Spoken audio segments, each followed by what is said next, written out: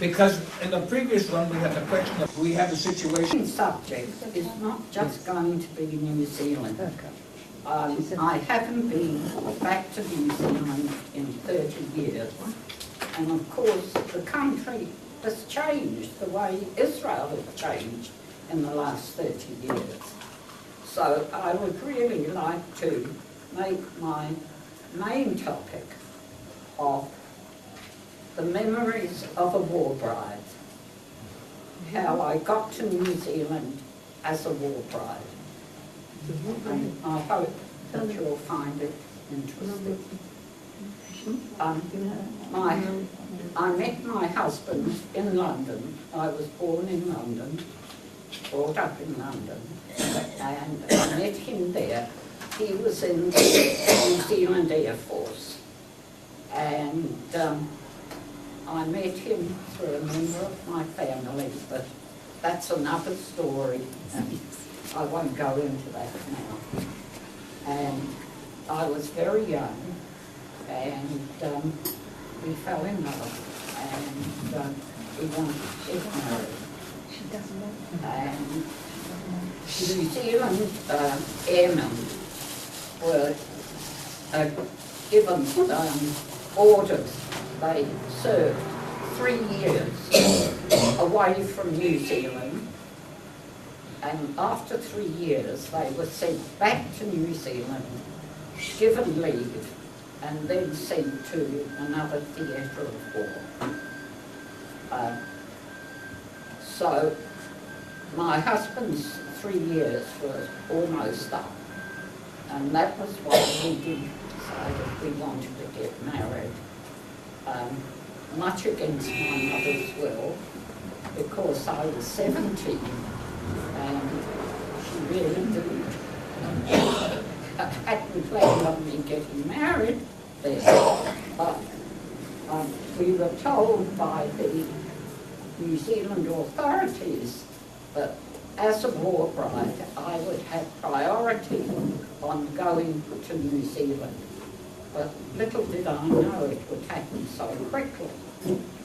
2 weeks after we were married, I got this letter from the New Zealand House, New Zealand Embassy, that a ship had become available, and that there was a place for me on that ship, and also my bridegroom, my new husband of 2 weeks, would be on the same ship. And of course... Maybe I'll just show them. Oh, great. Since you already skipped past the wedding, this is the wedding photo.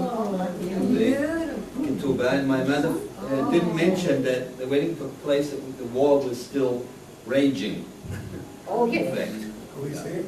Sure. Yeah. I just want to mention, If you haven't changed the bed. Oh, thank You get a cash prize at the end of the talk. you. Like What a beautiful bride. If you haven't changed the What bed. a beautiful bride. I just want to mention that during the war in Canada, you have customers married at a very young age. A lot of women married at age 18. Yeah. Well, I beat Not like him. today. Today, I beat him. I was 17. Where did you get the dress? Because I saw a program on television that they were using torn parachutes and curtains and things to make wedding dresses. Well, I was going to be married in just using up my clothing coupons. I mean, this was January 1945, and the war was still on. And I was just going to wear a suit, you know. And my cousin's fiancée heard this, and she said, no, no, no. My cousin just got married, and she had a beautiful dress, and you must borrow her dress. And that was how I got married in such finery, because the night before my wedding, my mother was busy altering that dress to fit me. But that was how I got married in such a beautiful dress. But I had no intention of it. And, I was the first grandchild to get married, and my grandmother was just going to make, you know, a sort of a little buffet with what food was available at that time. And my mother had gone to my uncle's butcher shop. My uncle had a butcher shop in the East End, and hoping to get something that she could make for my wedding reception. and there was a man there, and he said to my uncle, "Oh, by the way, cancel my order. The wedding was off." Oh. And my mother looked at him and said, "You're a caterer?" And he said, "Yes." She said, "Can I take over the wedding?" And he said, "Of course." So I finished up with a sit-down reception. It didn't matter, the air raid sirens were still going, nobody took any notice. And, but to go on, what happened when I got this notice, which of course was a shock to my mother. I was an only child. She was a widow, and she really didn't expect me to leave so quickly. Well, there was a lot of bureaucracy, a lot of form filling, and the night before I left, a truck arrived to take my suitcases, and I was warned, please don't tell anybody where you're going, when you're leaving, because it was very dangerous. The submarines were very, very active What about at the that bus, stage. what about the of the bus war. bombs? The bus bombs? Oh, Bus the- bombs. Yes, well, we were past the bus bombs. We were at V2s by then. The I Scouts, meant the big two. yes, oh, but bigger, much bigger. And the bus bombs. Yes, yes, much bigger. I mean, you would remember. Yes, that's right. Yes. And when you heard one, you didn't know whether you were there or... It was already, Yes, all over. You never Yeah. knew where it was coming. they couldn't even sound air raid warnings No, because no. they were faster than sound. Anyway, they picked up my suitcases, and of course this was all supposed to be very hush-hush. And I went to say goodbye to my aunts and uncles. My mother came from a big family, she was one of 11, so I had many aunts and uncles to say goodbye to. And everywhere I went, people said to me, "Oh, I believe you're going to New Zealand." My family had spread the word, and I thought, okay, what's going to happen? Anyway, I said goodbye to my mother. We had to assemble at Liverpool Street Station, and I said goodbye to my mother. We were both very tearful, as you can imagine. I had no idea what was ahead of me. I'd never been on a ship before, and if I wasn't so young and so stupid, I probably wouldn't have done what I did. But you have to be young and in love, and you do these things. Anyway, at Liverpool Street Station, we were taken by bus to the port of Liverpool in England. And there we were put up with the other war brides. We still hadn't met our husbands. We weren't going to see them till we boarded the ship. And there were about 100 of us, war brides. And we were the first batch of war brides to leave England for New Zealand. And this was, I was married on the 21st of January 1945. And this was the second week of February where I found myself in this hostel. And I thought I'd write my mother a letter, you know, to say I'm okay, goodbye. My mother showed me that letter years later. it was so heavily censored, the date, all it said was, "Dear Mum, love Eve." Everything like that. The next morning we boarded the ship. It was a New Zealand shipping company ship called the Rangatiki, which when peacetime was a passenger ship, but in wartime it was converted into a troop ship. And there I met my husband, my very new husband, and of course we were very thrilled to see one another, but then came the other shock. I was on one deck and he was 3 decks below in the hammock. That was our honeymoon. But the cabin that I was in, to accommodate, because there weren't only New Zealand airmen going back to New Zealand, there was also Australian airmen going back, and they were mainly wounded Australians going back to Australia. And I was shown to my cabin, which again was a shock, because there were 4 of us in a one single berth cabin. They put 2 sets of bunks in this cabin. Plus, you couldn't open the porthole. It was blacked out and screwed down, because as it was explained to us, any light at night at sea can be seen for miles, so you couldn't open the porthole. The door of the cabin was taken off in case we were torpedoed, and then it would jam in, and it was just a curtain across. Well, when we wanted to get dressed, 3 of us had to go out of the cabin while one got dressed, and we did it. That's the way we did it. The ones I felt very sorry for, there were some young women there with babies, and that would have been very, very difficult.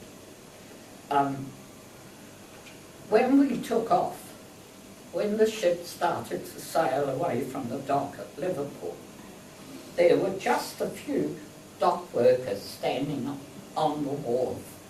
And of course, you know, this was all hush-hush. And a crowd of us war brides leaned over the side of the ship and said, "Say goodbye to us, we're leaving for New Zealand." There was no one else to say goodbye. Another thing we did, as you would know, we had to carry our gas masks with us right through the war. So for nearly 6 years I slept with a gas mask, and all the war brides did.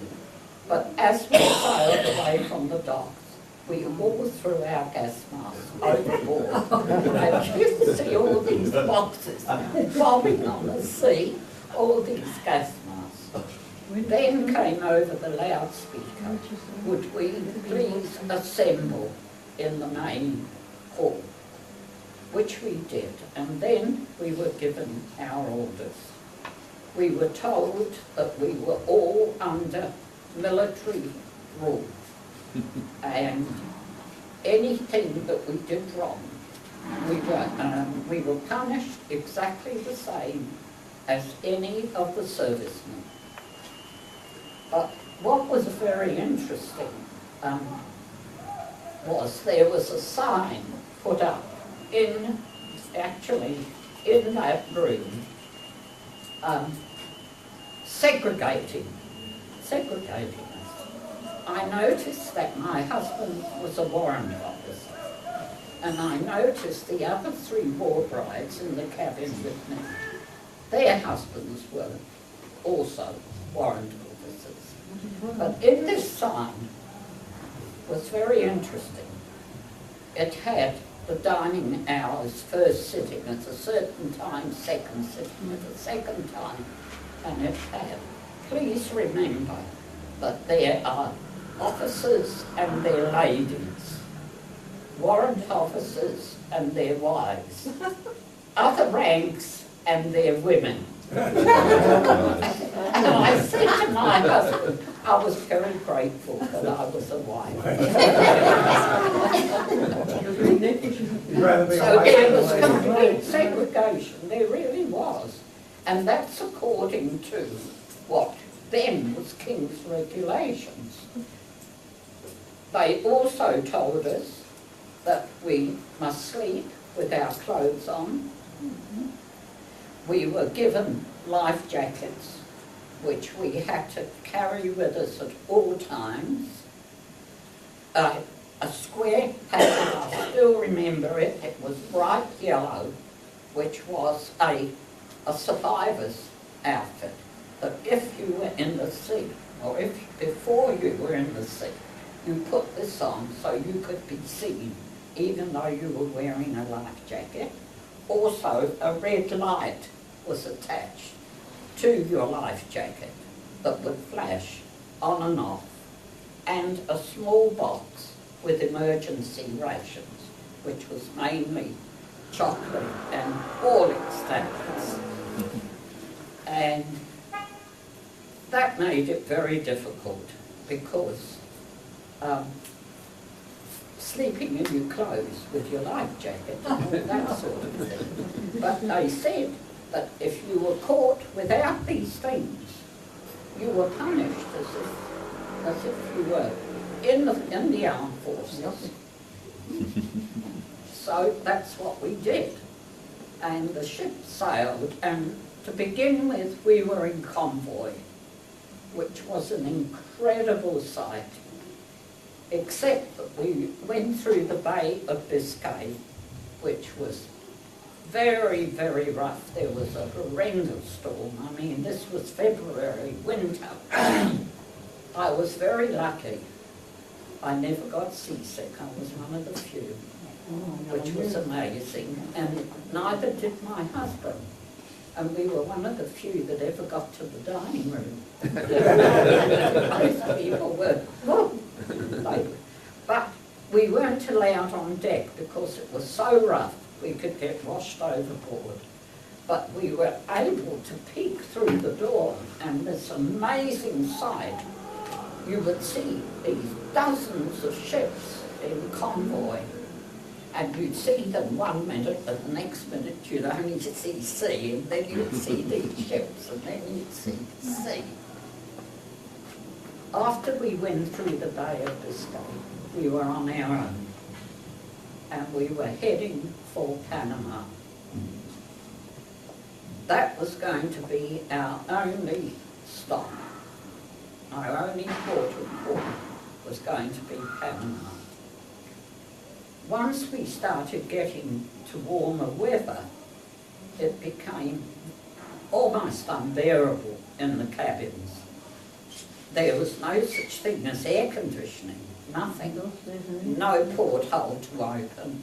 It was, some of the couples slept up on deck. Sid and I, my husband and I, decided no, because at 4 o'clock in the morning they would hose down the deck, and if you were still there, they'd hose you down too. So it didn't appeal to us. But at least we were together all the time during the day. And so we sailed towards Panama. But every day at 11 o'clock, everybody had to go below decks because they had fitted the poor Rangatiki with anti-aircraft guns, and they had to practice their air gunnery every day. So down we'd go, and these guns would go, and this poor ship would go. It wasn't meant for it, and every child on board was screaming hysterically.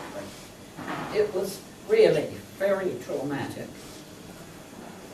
Well, as we got nearer to Panama, all the husbands, including mine, had made arrangements that as soon as we got to Panama, at the beginning of the canal because it takes quite a while to go through the Panama Canal. That we were going to get off the ship and they were all going to book into a hotel and we were going to be together and then meet the ship at the other end of the canal. Great idea, wonderful. We were going to have our honeymoon. As soon as we arrived in Panama, suddenly these officials came on and my husband said, "Oh no, they hoisted up a yellow flag." I said, "What's that?" He said, "That's a quarantine flag." You would know that. Quarantine. Yeah. They announced that we couldn't leave the ship. We were in quarantine because every child on board had Germanese. Oh, very nice. So we were stuck on board that ship. Going through the Panama Canal, we weren't allowed on deck because it was wartime restrictions and even though America wasn't in the war yet, but there was plenty of armaments on both sides of the canal. It was very well protected. We finally got through the Panama Canal, which was an amazing experience. It really was. It was incredible to see this enormous ship being lifted up by sea. And then the sea would, they empty it out and you'd go through another lock and one lock after the other. It's an amazing experience. I mean, the Suez Canal is just a river, but the Panama Canal is a proper canal with locks. It took us about, I don't remember, but I think it was about 2 or 3 days before we got through. Then, of course, we were in the Pacific, and that's when our problems started. Number one, because it was horrendously hot, and number two, the Japanese submarines decided that they wanted to chase us. And we got chased by Japanese submarines. But fortunately, the Rangatiki was quicker, was faster than the submarines. And submarines can't go that fast. And we were very lucky because there were a few sightings of submarines. My journey to New Zealand took over 5 weeks on that ship. And I'd like to inform everybody that if AACI comes up with a cruise, don't ask me. I will never, ever go on a cruise. Never. Sailing into New Zealand harbour was quite an experience because it was exactly as the Maori, the indigenous people of New Zealand, called the country. They call it Aotearoa, the land of the long white cloud. Coming into New Zealand, that's all you see is long white cloud. And sailing into Wellington Harbour was an incredible sight because Wellington Harbour is right in the city. You get off the ship and you're on the main shopping centre. It really is. It's incredible. It's actually twinned with San Francisco.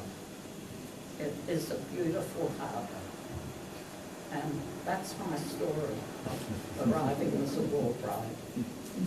And if any of you would like to ask questions about my life in New Zealand, I'd be Yes, I very would. happy. I would. That was wonderful. We'll give you another big round of applause at the end too. We're still only talking with Eve, not among ourselves, please. You at one time talked about spinning wool and weaving. Would you tell us something about that? Yes. I took up spinning wool. You can't help it in New Zealand. This is a country of 6 million people and 75 million sheep. I mean, and magnificent. And it was only in later years that I decided that I wanted to do something with that beautiful wool. So I learned how to spin, and I've always been, up till recent years, a compulsive knitter. And so I knitted in my natural wool. I didn't dye because you can get fleeces of so many different colours. I used to go to sheep farms before shearing time and say to the farmer, oh, I'll have that fleece when you shear the fleece. And he would put it aside for me, and I would pick out what fleece I wanted. Straight from the source. Straight from the source. Yeah.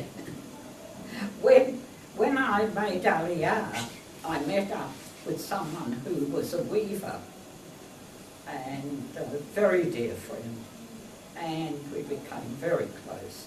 And I was living in Ashkelon at the time, and we opened a studio together. She taught weaving and did weaving orders, and I taught spinning and took orders for my knitting. Excuse me, is there also a carpet industry that has developed as But I result? don't know, was it under Also England? The country was under England?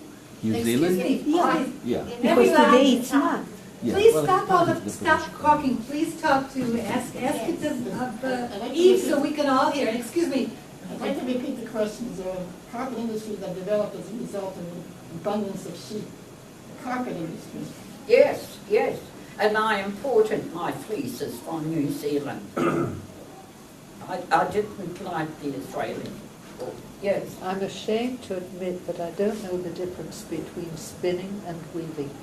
Well, spinning. I should have brought my spinning That's wheel. right. Spinning is making raw material. What? Spinning is making raw material. Weaving is making a product. Oh, I see, spinning is Spinning making. is taking the wool and spinning it into threads. Oh, I see. And And weaving spinning is taking done making on a wheel. Spinning is done on a wheel, Spinning wheels. on a spinning wheel. Weaving is done on a loom. That's right. I mean, this is woven. This would be done on a loom. Spinning is from the wool itself, the wool. Yes. You make the thread. Yes, as it came off the sheet, that's Yeah. how I spun it. Without the threads, you can't weave. I mean, that's the first thing is a spin. The first phase in the That's right. introduction is the threads. That's right, you've got to spin the yarn before you can weave it. Yes, Chaim? Aside from yourself and your late husband Sid, were there any other Jewish war brides couples on that ship? No, You were the only Jews. I was the only, we were the only two. About 18 months later, there were... a Excuse me, couple Eve, I want to more interrupt you a minute. Everybody, please stop talking among yourselves. It's very annoying to a lot of people. Ask something of Eve or make a comment, because we can't hear. No, we please start over, I'm sorry. So you were the only Jewish people on that ship? Yes, yes. Coming back now, have you any contact with this lady that you worked with, spinning, since Oh, yes. you have? When was the last you heard from her? The last I heard from her was that she died in September. She moved to North Carolina. You're her daughter. You knew Ruth? Ruth Morris? Ruth Of Chase? course, I knew her from practically from 1940. Oh, from Endor. Of course, Oh, my. of course. She was very, very close to my wife. Wasn't she a A sweet? lovely person, very, very sweet, and very, very good, considerate and affectionate. And she was very charming. Ruth Morris was very charming, a Chicago girl. I think, no, she wasn't from Maywood, she was from Chicago. Chicago. She was She from was Chicago, from yeah. Chicago. No, she, So she passed away already. she passed away in September.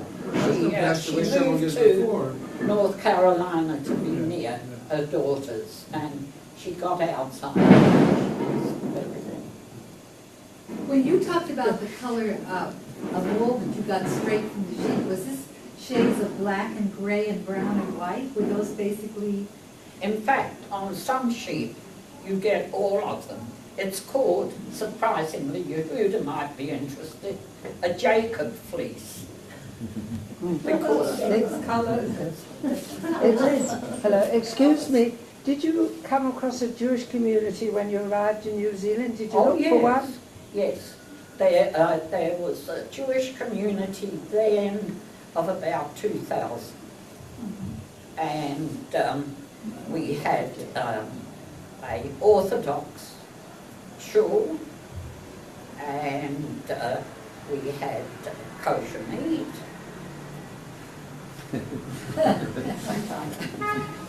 There was a butcher shop, and this man wasn't Jewish, and half the shop was kosher, and the other half was not. And I was convinced he'd swap the knives every so often.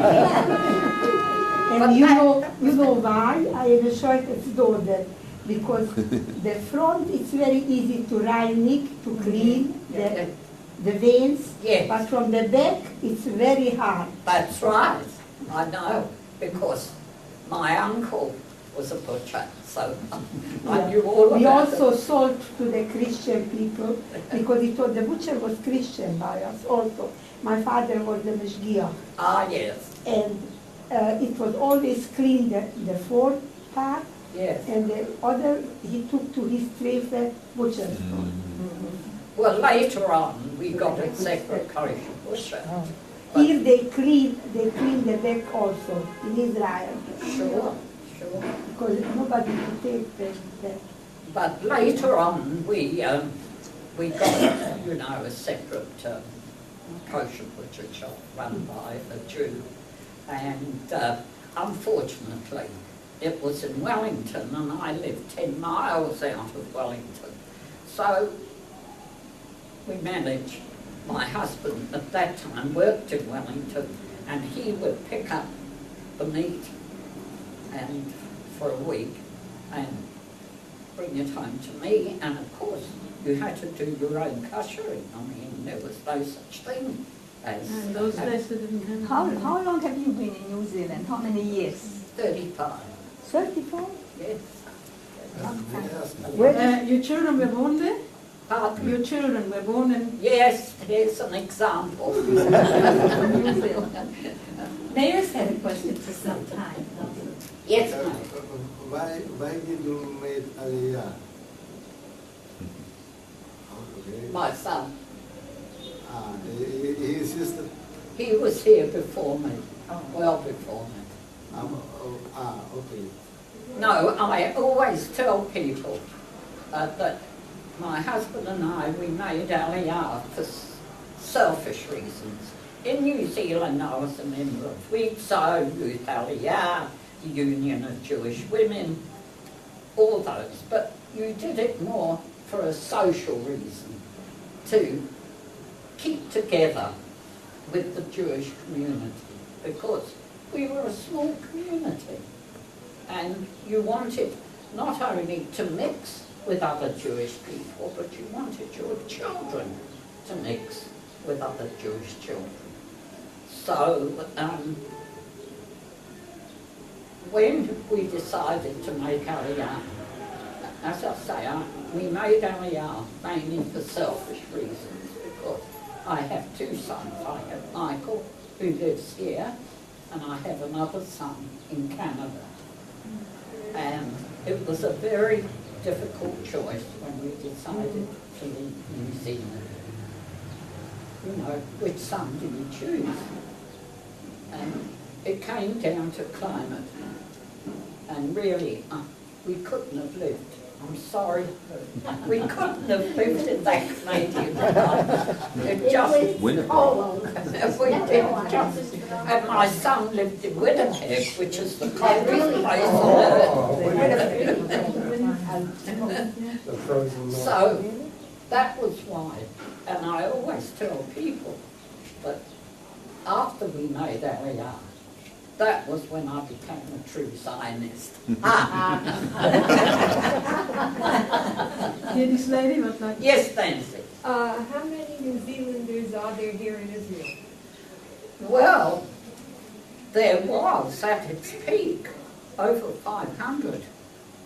But believe it or not, it was the largest number to make Aliyah from any community. And how many there are now, because a lot of them have died off. A lot of them came in the early 50s. And there's still quite a few on Kibbutz Yisrael, a whole group that came together with my son, and they're still there. Did he join a Zionist group? How did he come to decide to go to Israel? Was it he joined the B'nai Akiva or something? Was it Harbonim. Harbonim, there was They brainwashed him. I was in Harbonim in Brooklyn. Another victim. Where is the largest Jewish community in New Zealand today? In Wellington? No, Auckland. Auckland. Yes. What about in Christchurch? Christchurch, non-existent. There used to be. There used to be a Jewish community. My husband was the mitzvah there. I always got a kick out of the Jewish Synagogue of Christchurch, Yes. New Zealand. Well, Christchurch, it's called after a city in England. Christchurch. Oh, but, I had a friend in South Africa. She came from New Zealand to South Africa with her parents. I've forgotten the name now, what they're called. Jewish people. Really? It was, in recent years, there was quite an influx of South Africans came to New Zealand, but mainly as a stopover to get to Australia. Tell me something, Eve, what about the two things? One thing is the scenery. I hear it's beautiful. Could you describe it a little bit? And the other thing is talk about the Maoris for a minute. The Maori? Well, the scenery, really, I'm sure you all know it's one of the most beautiful countries in the world. You must have seen it on TV. It's got everything, from volcanic to glaciers to fjords, which we call sounds in New Zealand, Alps. Sir Edmund Hillary, who climbed Everest, did his training on Mount Cook in New Zealand. And beautiful, beautiful bush, very green, but of course it rains all the time. So. What's the weather? You have the piano playing. What's the weather like? Is it warm? The weather, people have the misconception that New Zealand's tropical. No. Very, very north of the North Island, it's subtropical. But in the South Island, you're getting near Antarctica. You're very close to Antarctica. Is that today independent or still under the English people? No, it's part of the Commonwealth. It's still part of the Commonwealth, but it's just really means nothing. New Zealand was very attached to England, which used to amaze me when I first came there, that New Zealanders who had never been to England used to talk of England as home.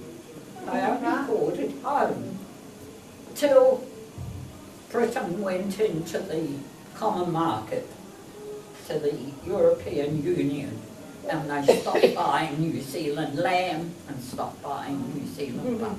They are in very bad condition now that I know. Yes, yes. All the banks kaput. But no, New Zealand isn't that bad, but the problem is that they produce the best in the world what people don't want to eat anymore. We'd love some. Oh, And I know someone, a young But couple they that produce butter to New and Zealand, lamb. yes. and they're crying because they don't have any chickens. You're kidding. I used to get chicken. They can't adjust to the food, they don't have chicken. Only lamb chops. So, someone should make a business. No, Right. I'm afraid I don't buy lamb here, I'm spoiled. Israel doesn't import anything from New Zealand? Yeah. No, not, because they have butter from Holland. I and know. New Zealand butter is probably delicious. It's wonderful. It's too far though. Absolutely Too far. wonderful.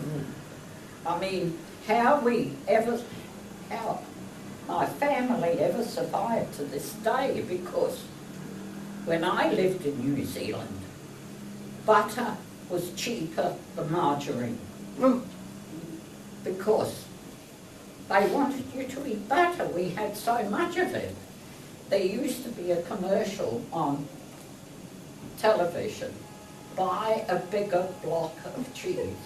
I used to buy my cheese by the kilo. And Was it milk cheap? was 10%. There was this much thick cream on the top of the milk. I don't know how we survived. I'm still here. No heartache. They must have made happy children. What about the Maoris? Oh, the Maori. Now, the Maoris are, how can I describe it? The native. They're highly intelligent, fine people. Yeah. When the British first colonised New Zealand, unfortunately, they brought many diseases with them that nearly wiped out the Maori population. And it was only just before the war and after the war that the Maori population started to grow. They have total equality.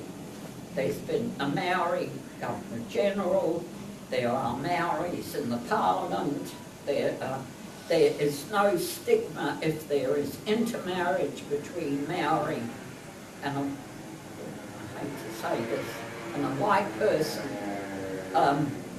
In fact, there are not many pure-blooded Maoris left. There's been so much intermarriage.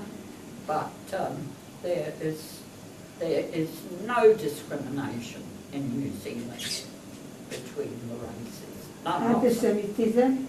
Pardon? Anti-Semitism? None. No. Not when I left. Now I can't tell you. I don't know. But when I left, we had none. Is there a Muslim population in New Zealand? Do you know of a Muslim population? No. Not yet. Yeah. Maybe there is now. Yeah. Maybe, but there They are none there. looking to go all over the world because they want to take in the world with their religion. Tell me something, like, did your children used to walk a long way to school each way, or what? No. Buses. Buses. No. Bicycle. Bicycles, very good. Yeah. So, Yeah.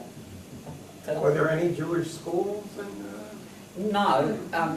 Later on, just after we left, well, this was a few years before we left, we built a new community centre and synagogue, because where our original synagogue was, there was a freeway going to go through it, and the community got paid a lot of money for that land.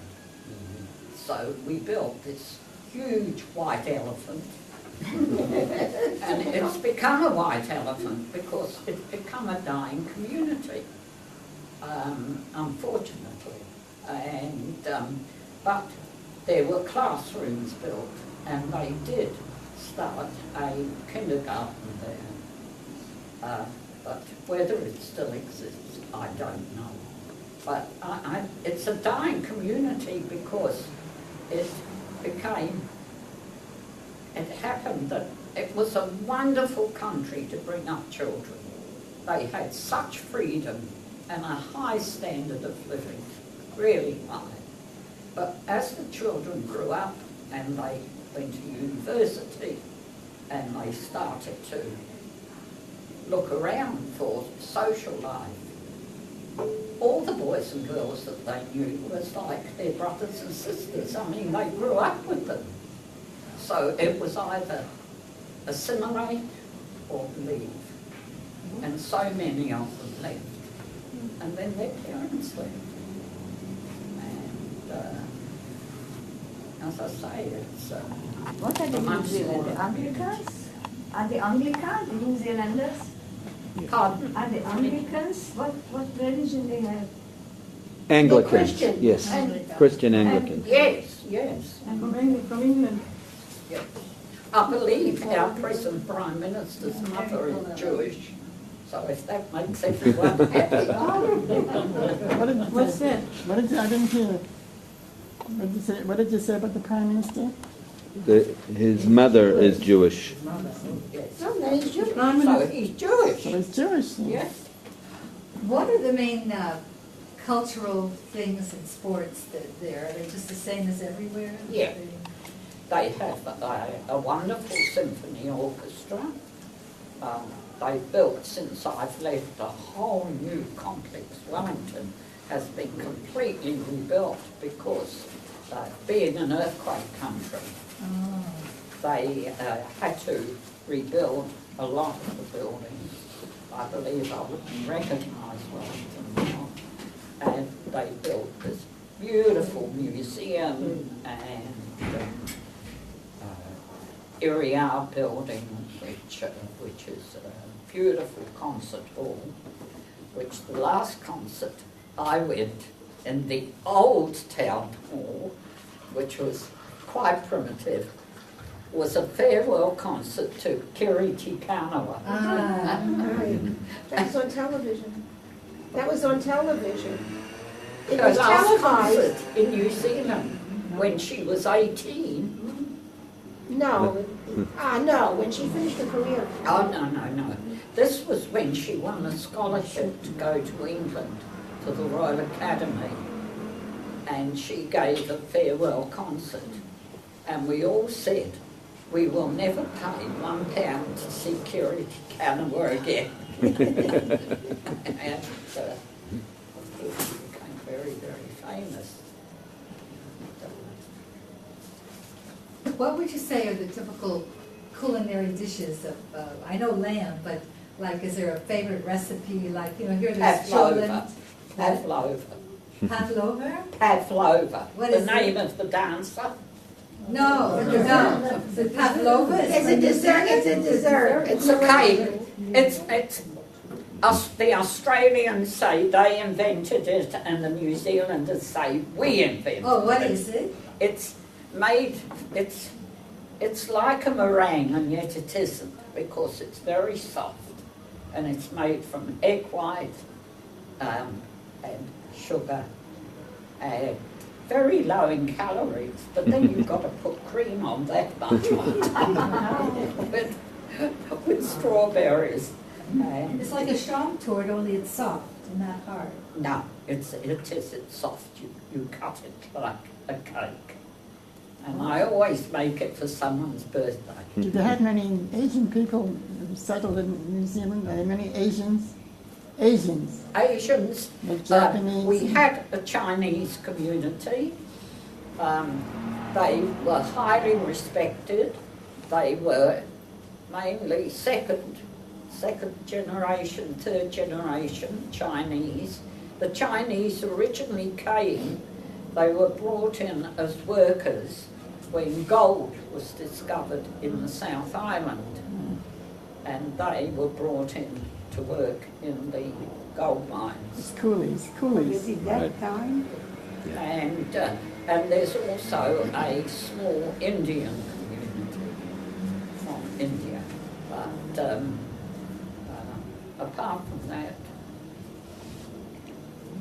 The New Zealanders only wanted to have British immigrants. Yes, mainly British. Yeah. Because it's closer to Asia than to Britain. That's what I was wondering, they can be overwhelmed by Asian immigration. Yeah. There's a possibility. Because a lot of Asians have also immigrated to Australia. Well, including New Muslims. Zealand did, there were quite a few people came in from Eastern Europe, but that was in the late 20s and early 30s. After that it was... What about the war? Did they let in any Jews wartime? Or they... You mean refugees? Yes. Yes. No. No. Were you in contact with a lot of what was going on in Australia, in New Zealand? Oh yes, Australia was Big Brother, Because which New Zealanders resent very much. Why am I asking? Because A few hours. the Aborigines, who have a wonderful culture and understand a lot of things about nature that we don't, many, many things, I guess because they looked so strange and they looked so primitive to so-called civilized Westerners, that they were really discriminated against as opposed to the Absolutely, and they Maori. still are. They still are. Yes. Because they have a wonderful, wonderful culture, so that's too bad. It's too bad. Gene, who are you talking about? The Aborigines in Australia, the difference Australia, between where they were treated and the Maoris in New Zealand. They were put on reservations like the The American Indians. Indians, and a lot of them became like the American Indians, alcoholics. Yes. Any more questions or comments before we, Eve, this was wonderful. Thank you very much. That's wonderful. This was my debut. Well, I don't know how you can top it the next time. It was so good, but we'll hope to give you another chance with, maybe someday you'll bring the spinning wheel and all the things you made. And, When we have talent show? Talent show.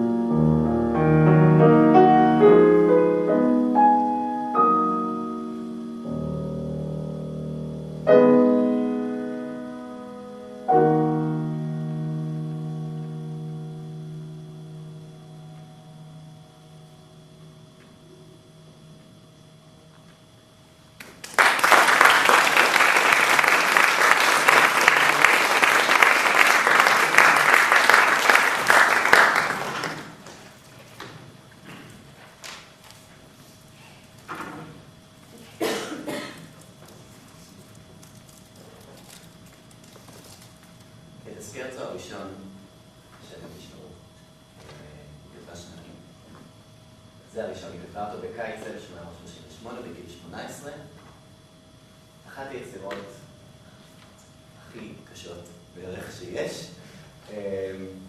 מאוד מאוד יפה, וגם בה למרות הקפריזיות שלה, יש תמיד מקום באמצע שבו יהיה רגע לירי ומרגש. והסקרצו הזה מבוסס על 3 חומרים בעיקר. אחד מהם זה המקצב הזה, שיחזור בהמון פרמוטציות.